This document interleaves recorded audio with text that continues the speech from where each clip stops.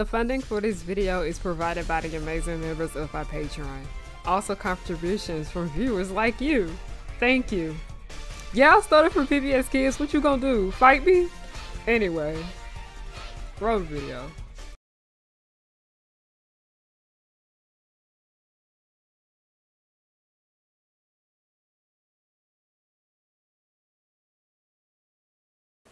So within the last 2 years, I've been getting more into josei, meaning josei mangas and anime. Josei is the targeted demographic that is for women and non-binary people.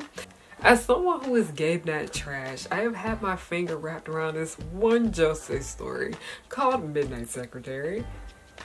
And yes, I found it on one of those janky ass sites that I read mangas on for free. That's how I was able to see this story. So because of that, I would not necessarily call the story accessible because of what I am about to tell you. Because the book is no longer in print in English, and most of the physical copies that are being sold online are copies that people are reselling. Not a problem, because I don't have an issue with buying books secondhand. But then I looked at the damn prices, and some of these people were selling their good condition books for $70. I know books are expensive, but like $70 fucking dollars? This is not a textbook. And mind you, I was really close to buying it too. But then I remembered that I had a bill due. I had a bill due. And as much as I wanted that book, I didn't buy it. Because years ago, I would have. But now that I am aware of the fact that I had a problem when it comes to shopping for things that I do not need when I need to pay for something else, now before I buy something, I ask myself over and over if I need it and I don't act on impulse. So I clicked out of checkout and I just went back to working.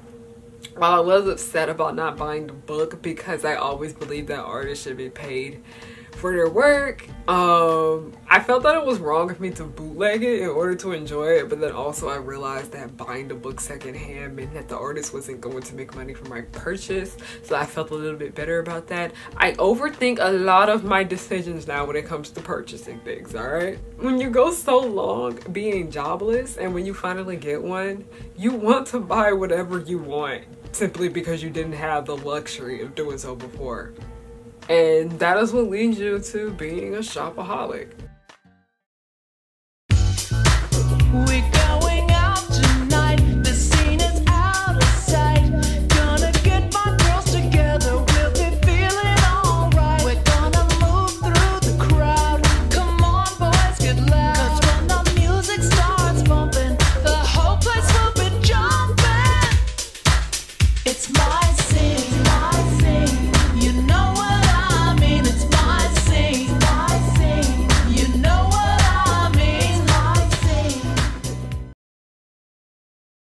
So has anyone ever noticed that when it comes to the term shopaholic, it's usually associated with women? Like even this study from 2006, even though that it's old, like 2006, that was a while ago.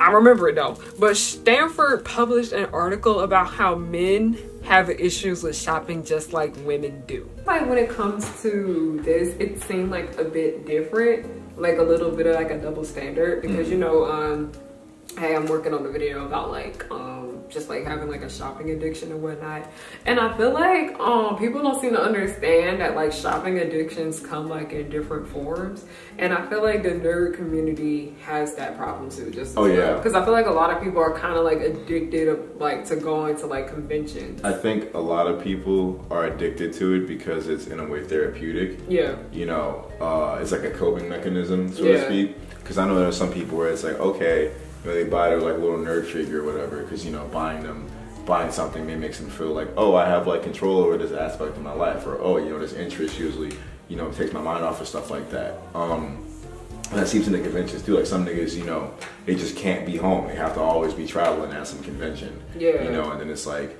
you can do that, but like, you got the funds for that? And you're literally putting yourself in debt because like you don't want to like sit down and deal with your problems. And that's a problem. And mind you, like this video like isn't meant to like, you know, shit on people with shopping addictions. No, of course not. I mean, like, understand it. It's a real thing. It's just that a lot of people, I think you said this to me before, but a lot of people who have shopping addictions don't know that they have shopping addictions. Yeah, because I remember like a lot of men, like just like in the nerd community, like overall, a lot of them have shopping addictions and don't like realize it, but you notice that like women are usually, or like just feminine presenting people are the ones that usually get that label of like a shopaholic. Yeah, well, I guess it's because they see shopping as like a feminine trait, even though everybody buys things. Which is interesting to me because I have seen so many niggas spend bands, so much money in the artist alley on the anime figurines. Like, and there's like people online that literally like, men specifically, because I'll be looking at the back of like, I'll be looking at y'all on things and like y'all shelves in the back,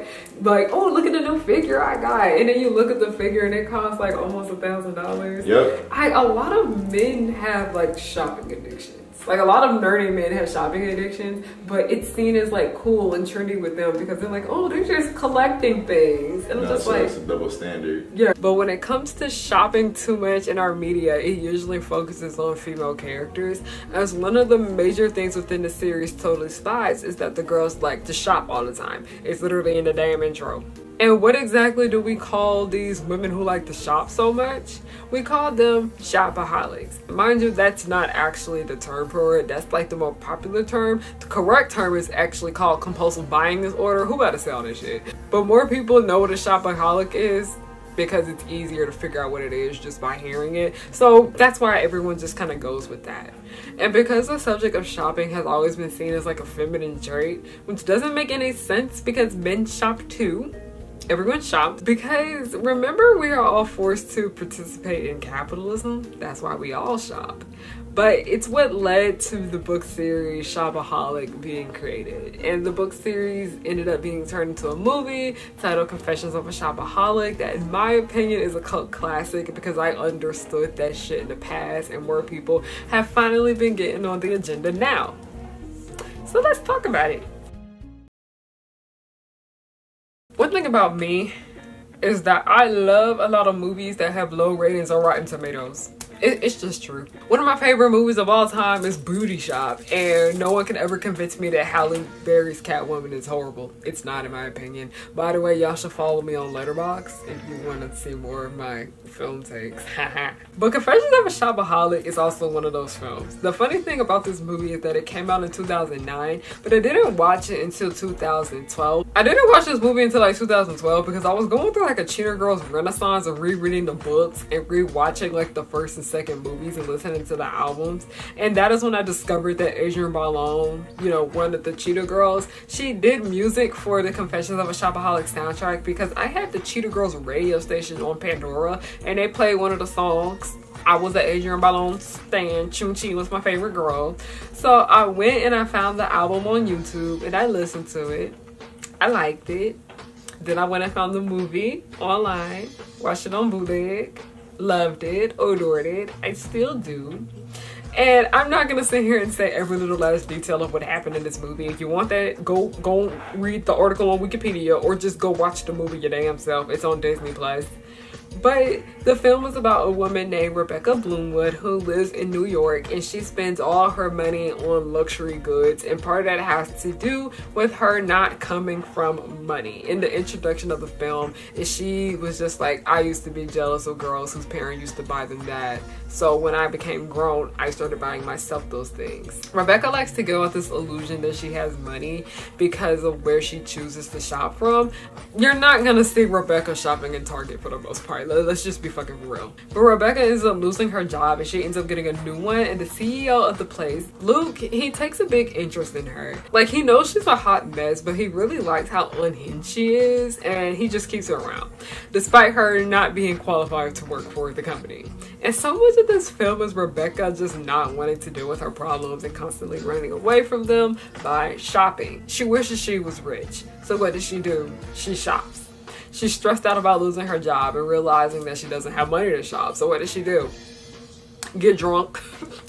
And mind you that this is a small detail in the movie that I really like because Like, yes, it's a bad thing to get drunk when you're going through it, but that also is extremely realistic, because when people are dealing with issues in one part of their lives, they often pick like another bad coping mechanism to deal with it. And while it's not necessarily a bad thing to drink, but also please do your research when it comes to alcohol, because I want y'all to be safe, we do have to take into consideration why she did that. Why did she get drunk? She did that because she couldn't shop and wasn't sure how she was going to deal with her hardships. I'm not even sure the bitch could pay rent at this point. People often turn to alcohol in stressful situations. But that night, after she got fired and mailed a letter to the wrong location, she gets a new job, and the shopaholic in her lives on, and her behaviors become worse and worse as she is like addicted to shopping in order to just feel something. And it gets to the point where her shopping addictions are ruining her relationships with people. Like, what I'm about to tell you is kind of like the ending of this arc of Rebecca's life, because in the book series it goes on a bit longer than it does in the movie. In the movie it just kind of like stops here. I'm honestly really surprised that they never made more films for this. I'm honestly really surprised, because it wasn't a flop. Like, the critics didn't like it, but like, it's like a cult classic now. I'm kind of surprised to see that nothing came up from it. I thought it would have been like a Scooby-Doo situation. But anyway, Rebecca realizes that she's kind of a dickhead and has a lot to work on within herself.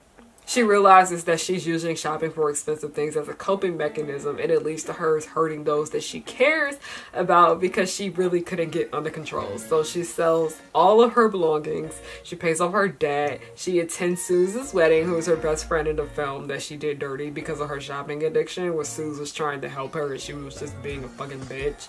And also she is forgiven by Luke, who is her love interest, so yeah.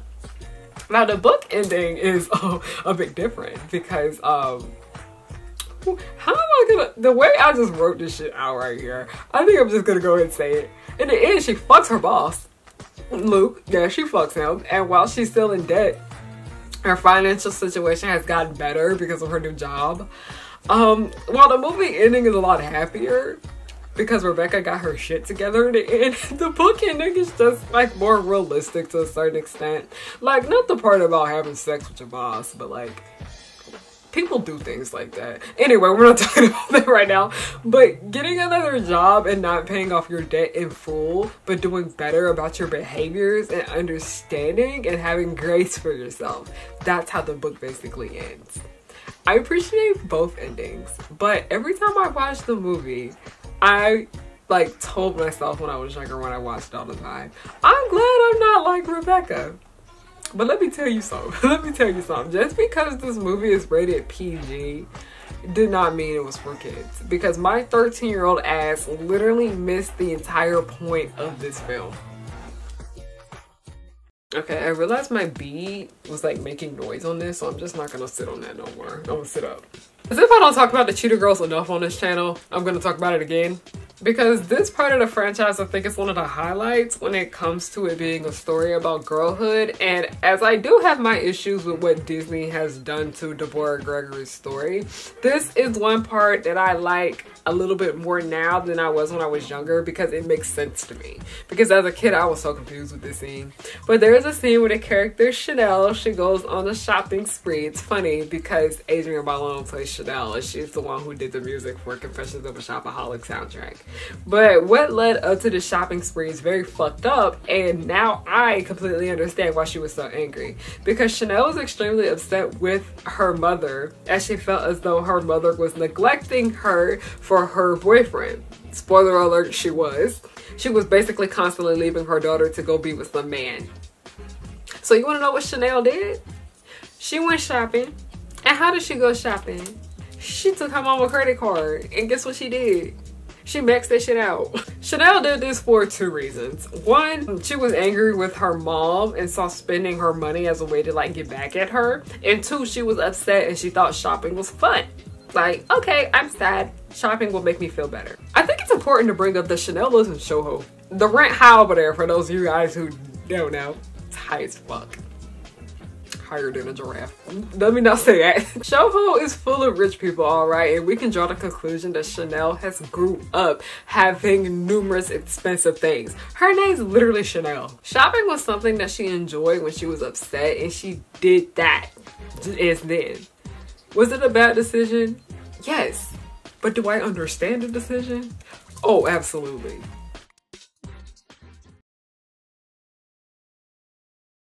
Hi everyone, the captain here. I just wanted to get on here real quick and tell you guys thank you so much for your support. I have gotten so much fan art from you guys, and I've met plenty of y'all in person at the conventions that I have been at.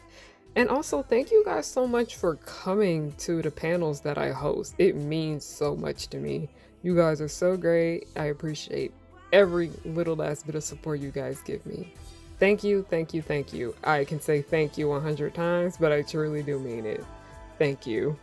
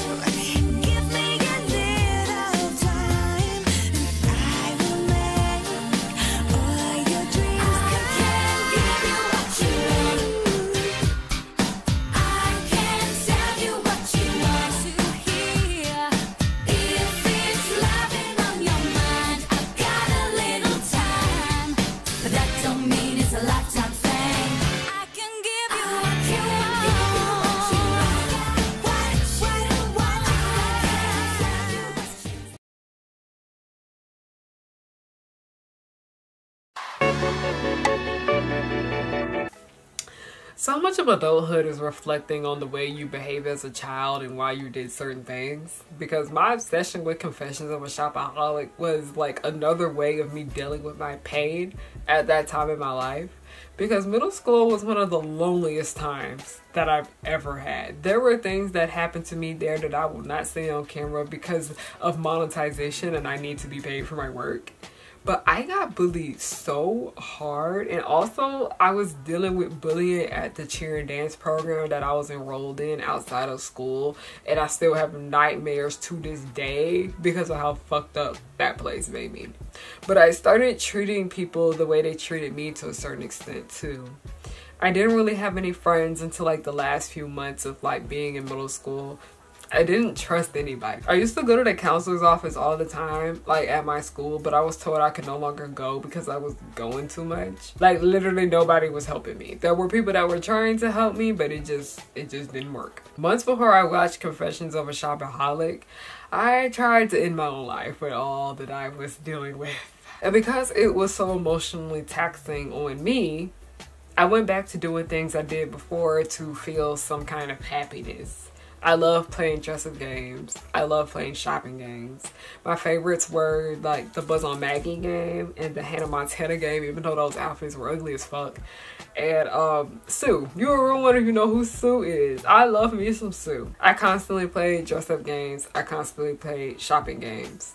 I didn't realize that I had a shopping addiction that young. I thought I didn't have a shopping addiction because I wasn't spending real money. Did me playing shopping and dress-up games make me feel any better? Kinda. Addiction is something that I kind of like choose not to have discourse on because so many people who don't understand it say like the most out of the ass shit about it. Like you need to come to the conclusion on why someone has an addiction to something. Like let's take alcohol for example. Why is this person an alcoholic? Because they use alcohol to feel something and forget about life for who knows how long. When it comes to alcohol, people have an easy understanding of why people drink it and when they feel low. And I personally think it has to do with the subject of alcoholism, and that more men are more likely to be alcoholics than women. But women are the ones that get the label of being a shopaholic, of buying too much of something. Guess what? Alcohol costs money. That's shopping, baby. You bought something, sir. Like when I was talking to Joey, when I interviewed them for my video that I have coming out later this month, we talked a bit about this double standard when it came to like men and like women in shopping. And just how like being a shopaholic is like associated with femininity. And no, like there's a whole bunch of men out here that have bad shopping addictions. It's not worse than a lot of women. And I'm not going to sit here and act like the only time in my life that I showed signs of being a shopaholic was when I was in middle school. Because I think so many people can admit that during these last few years that they bought a whole bunch of shit off Amazon. They didn't need to feel something because these last few years have been hard on many of us. You want to know what I did the day after my mom died? I went to the mall. Yes, I went to the mall. Halloween was right around the corner. There was a Spirit Halloween in there. And I bought a whole bunch of Descendants of Miraculous merch. And I did not bother to even look at the price tag. I just wanted to distract myself a bit from my mom dying the day before. And buying merch from two things that helped me in my life just kind of felt like the right thing to do. And last summer, when numerous members of my family died, and they were all on my mother's side, her siblings to be exact, the anniversary of that is coming up very, very soon. So I'm not in the mood for bullshit. I bought a whole bunch of sweets. Like I bought a whole bunch of cookies and cakes and donuts and ice cream and cheese danishes. Like pretty much everything that was like in the bakery section of the grocery store. I didn't look at the price tag, and I most definitely didn't eat all of it. Because in that moment, I did not care about like my bank account. I didn't care about money in that moment. I just wanted something that tastes sweet so I could just forget about everything that was going on right then. We do similar things in different ways. I understood Rebecca. I understood Chanel. I understood why Rebecca had a shopping problem. Despite her poor spending habits causing more stress on her life, she liked the feeling that shopping gave her. She liked walking around New York with bags in her arms. She liked having endless clothes in her closet to choose from. She liked when events came up because it gave her an excuse to shop more despite the fact that she already had something to wear. All because she didn't want to deal with the fact that she didn't like who she was as a person. Rebecca didn't like her life.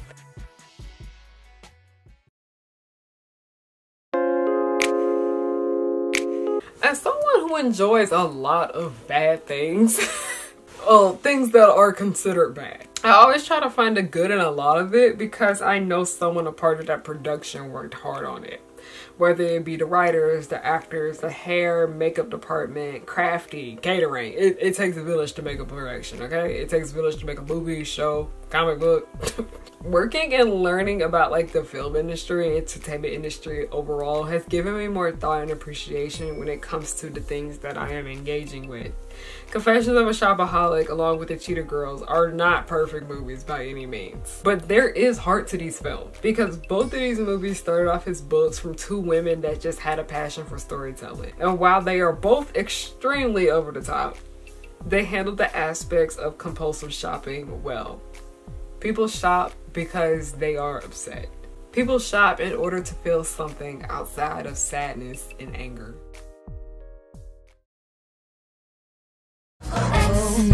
Now that you see, you should beware of the power of three. They come to fight as fast as they can. They're dangerous yet fabulous. Because the Eutonia made them eschew. They are the colors of pink, green, and blue. They'll catch you in the blink of an eye and do it all before bedtime. They coming through and fighting, and everyone they're shocking. You know no one can stop them all because of the chemical X. They coming through and fighting, and everyone they're shocking. You know no one can stop them all because of the chemical X.